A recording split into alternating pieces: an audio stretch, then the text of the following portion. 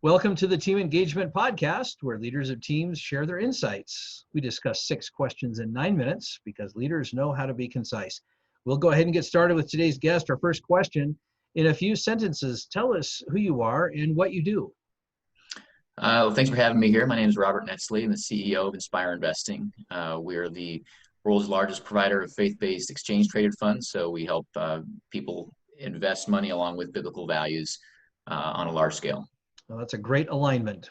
Investing with biblical values. I like that. Question number 2, what's the best thing about working with a team? Best thing about working with a team, certainly you can get more done.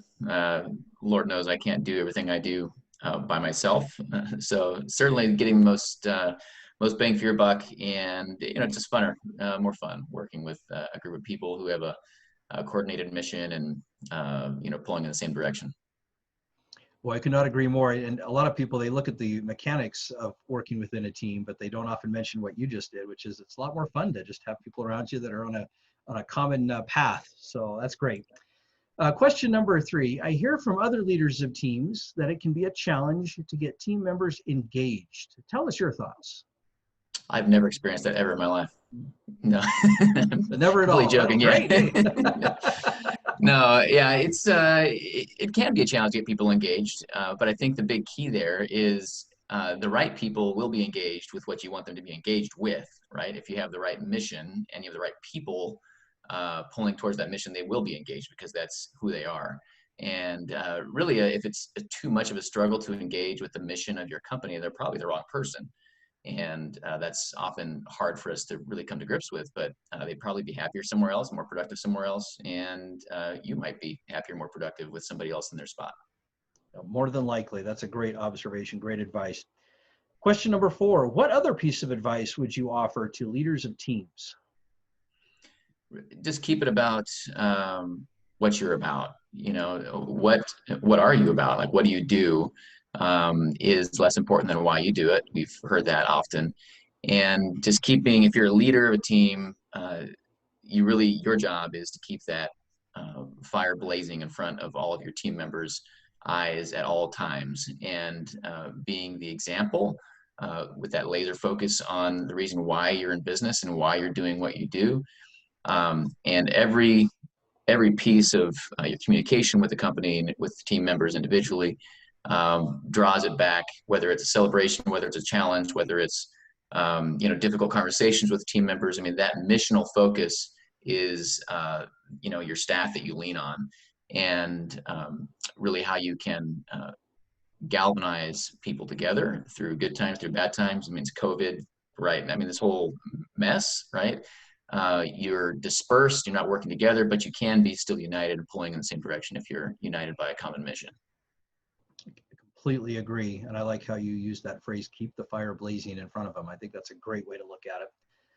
Question number 5, what other successful team leaders or leaders have had an influence for good in your life that you'd like to recognize?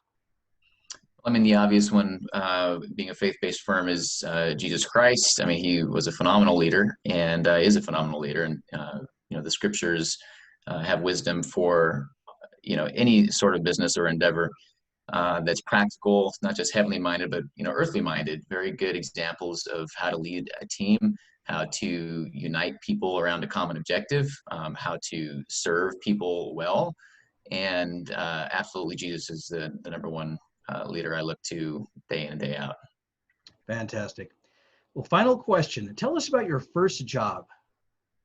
My first job was teaching martial arts. So yeah, when I was a little kid, I wanted to be a ninja. And so my mom, put me into some martial arts classes when I was in junior high.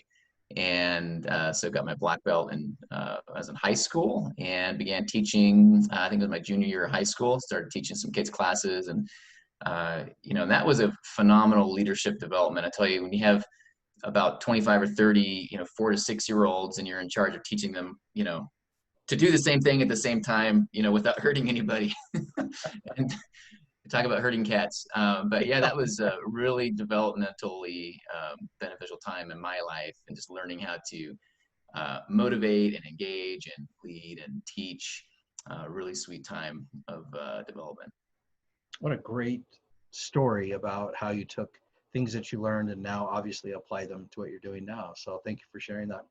Well, Robert, thank you so much for being on the podcast today. How can people find you?